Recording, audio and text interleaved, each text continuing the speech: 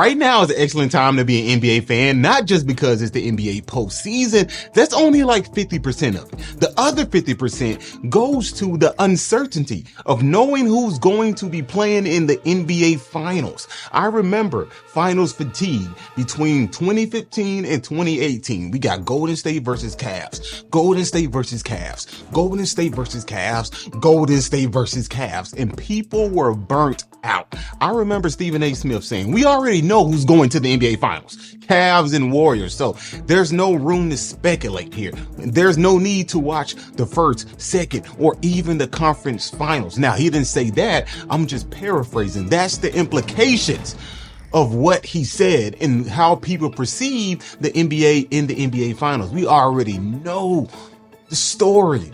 It's nothing unoriginal. Golden State versus Cavs. Then that fell off.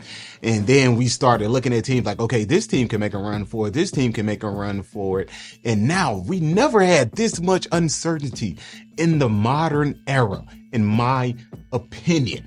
Like the Cavs just lost to the Indiana Pacers. A 64-win team just lost in the second round. Granted, they were plagued by injuries. Evan Mobley, Darius Garland, Donovan Mitchell played on basically 1 foot in game 5. You can say that. And then you had so many people out just for the Cavs. DeAndre Hunter. Just no cohesiveness for that team when it comes to lineups. And they suffered in a tremendous fashion. Now, the NBA postseason has been giving me everything I hoped for. A couple things that I was hoping for going into this postseason. I wanted the refs to hold their whistle. And they've been doing that to some degree, not all the time. Allow players to play defense. We are seeing the NBA be more physical this postseason. I think it was Zach Lowe who said that the physicality of the playoffs could be one of the factors of players getting injured, like these star players. We see Dame go down. I hate to see that. Tatum go down. I hate to see that. And he's saying because of the physicality, you have this major switch from the regular season to the postseason, and physicality is at an all-time high, and the body is not ready for that. He didn't say that verbatim. Okay. I'm not quoting Zach Lowe. I'm just paraphrasing what he said.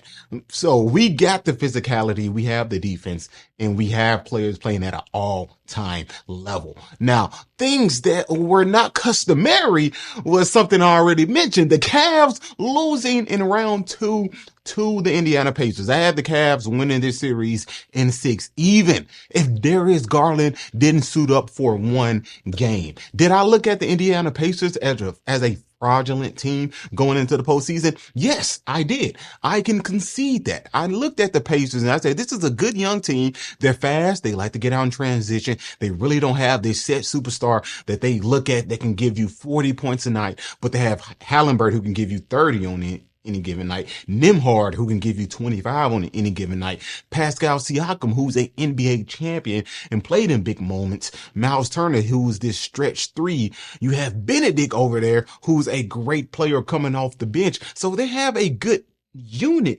Neesmith as well, who I just absolutely love his energy on the court. You have him. So this is a great collection of guys. And I'm like, but they'll lose to the Bucks. Tyrese Haliburton said, no, I'll put him out, and I'll put him out with a game winner. He did that. And now he faced a 64-win team, and he takes them down in 5. And I believe this is because his aggressiveness and him looking at that overrated thing. Oh my goodness. Him being voted as the most overrated player really ignited a fire under him. And he's being more aggressive on the offensive end. And when I say aggressive, he's not driving to the basket, just automatically looking to pass. He's coming off that pick and roll, being aggressive, trying to score, making plays. When it's crunch time, he's trying to get a bucket, not necessarily give the ball up. So Tyrese Haliburton has been more aggressive. He makes the right decisions, going downhill. He slows down. He's good at visualizing the defense and reading the defense and making the right play. He does that at a high level. But anytime he's aggressive, looking for his shot, looking for that 3-point shot, getting to the mid-range at times and getting all the way to the basket, this team becomes a different team. The entire floor just opens up for the Indiana Pacers. And that's something we saw against the Cleveland Cavaliers. Even when he had bad games, he was still aggressive. And that's what you want from one of your best players, for him to be aggressive, going downhill, not necessarily shooting every shot, but being aggressive and getting into the paint and getting his teammates open. And that's something that he did. Now, these overrated chants that we heard from the Cleveland crowd was funny. I mean, he ended up putting them out with a game winner that game, which was incredible. Now, this is a guy with 2 game winners, a game winner on the defensive player of the year, 2-time defensive player of the year, might I add. Giannis Antetokounmpo took him to the rack. It wasn't a jumper. He went past Giannis. I don't think people realize how great that is, to go past a 7-footer who's supposed to be this defensive stopper. And I always said Giannis is he's a great help side defender, not that great of an on ball defender. Tyrese Haliburton gets past him, gets the basket, layup, game winner. Incredible, right? And this is supposed to be the guy who's the most overrated player. And my thing when it comes to being overrated in what sense? Because anytime we start to throw around these terms, the terms lose their meaning. It truly does. If we just start to say everyone is overrated, then that word overrated really carries no weight. Overrated in what sense? Is Tyrese Haliburton getting any awards that he doesn't deserve? Was he an all-star this year? No. Did he play at an all-star caliber level before entering the all-star game? Before All-Star weekend or All-Star voting finalized? No, he wasn't playing at an All-Star level. That's why I looked at this Pacers team and was like, they're good. They're a fast team. They're an exciting team. You'll get great highlights out of this team, but I don't think this will be a great playoff team. Tyrese Haliburton being overrated in what sense? I will say that again. Someone explain to me in the comments. How is he overrated? Because no one is projecting Tyrese Haliburton as this guy who's the best point guard in the league. Sometimes he's not even in conversations for top 3, top 5 point guards in the league. Nobody labels him as the best shooting point guard. Nobody labels him as getting to the rim the best or being the best playmaker. He's not labeled the best or great at anything, really. I think he's great as a playmaker, but in the eyes of NBA players and NBA scouts and NBA GMs, they don't really rank him that high.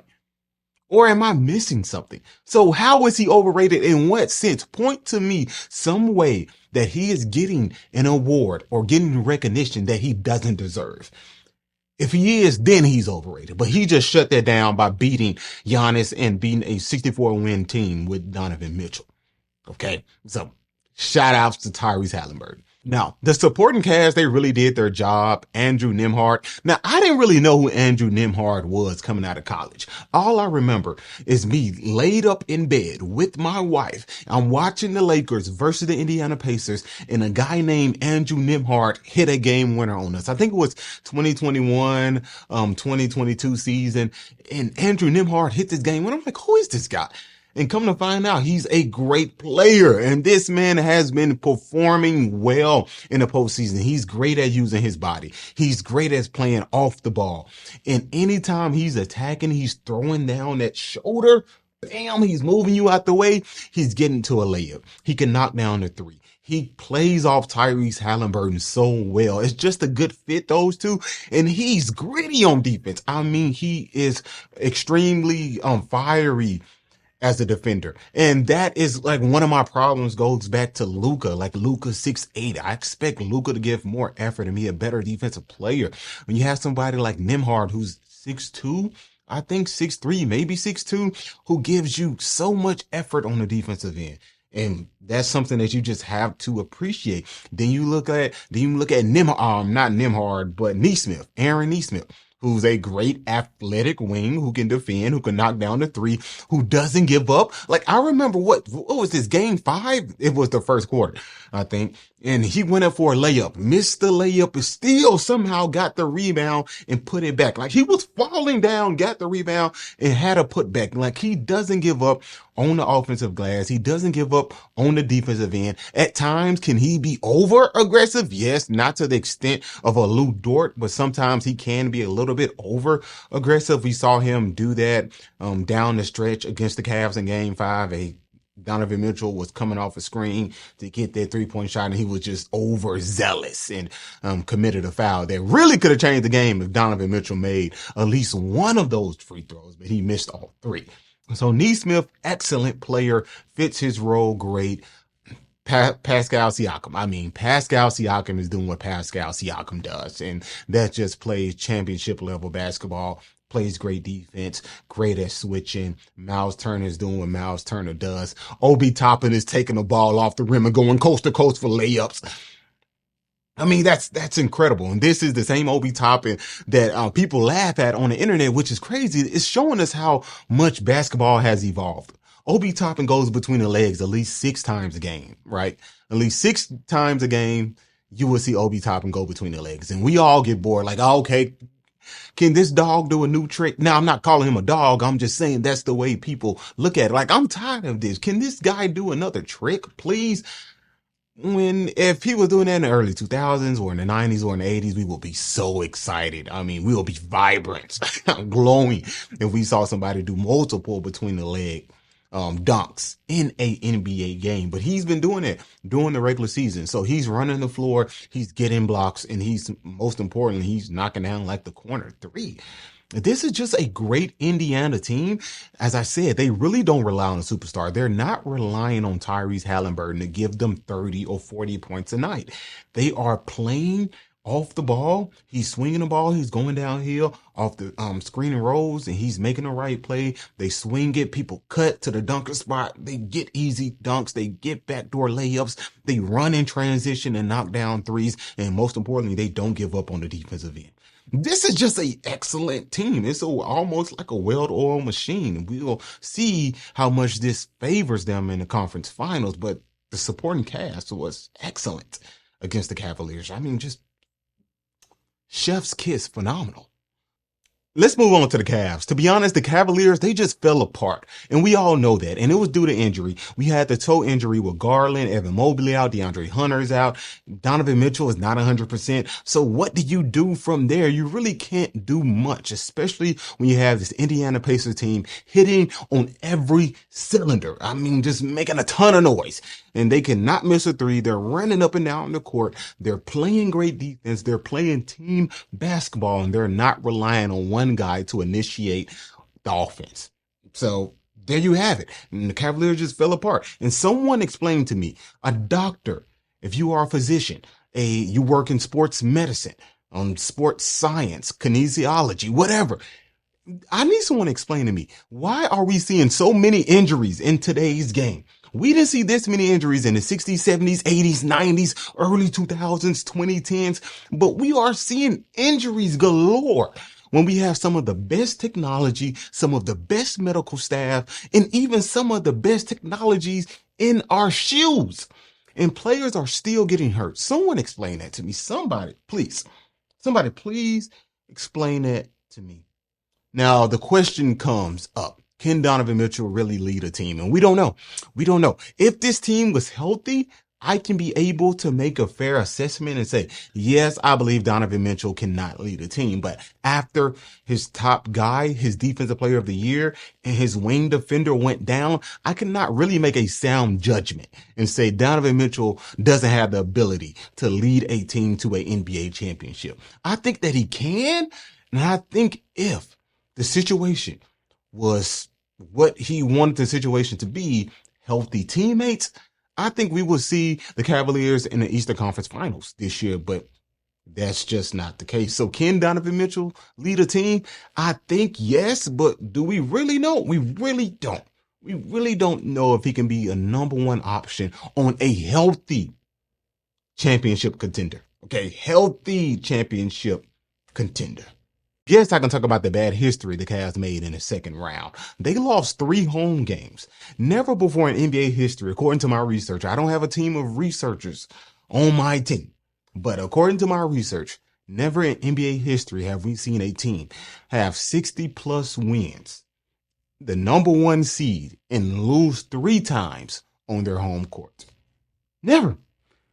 But we witnessed that this year with the Cavaliers against the Indiana Pacers. So where do the Cavs go from here? I don't know. I don't think they need to rebuild. They just have to focus on the postseason. It's kind of hard to just focus on the postseason and try to lollygag through the regular season. It's hard to do that, especially as a young team. But you just got to hope your players are healthy and available. And if they're not, you have no chance of going to the NBA Finals. That's history has not been unproven. You need to be healthy to make it to the NBA Finals. And the Cavs, they weren't healthy. But give the Indiana Pacers credit. They are a very good team. I mean, they're the real deal. They are an excellent team. They play great team basketball. And they were just a better team. And so we see the Cavs go down. Can Donovan Mitchell lead a team? That major question is still on the table because this team wasn't healthy. Well, guys, until next time, love God, love people. Peace.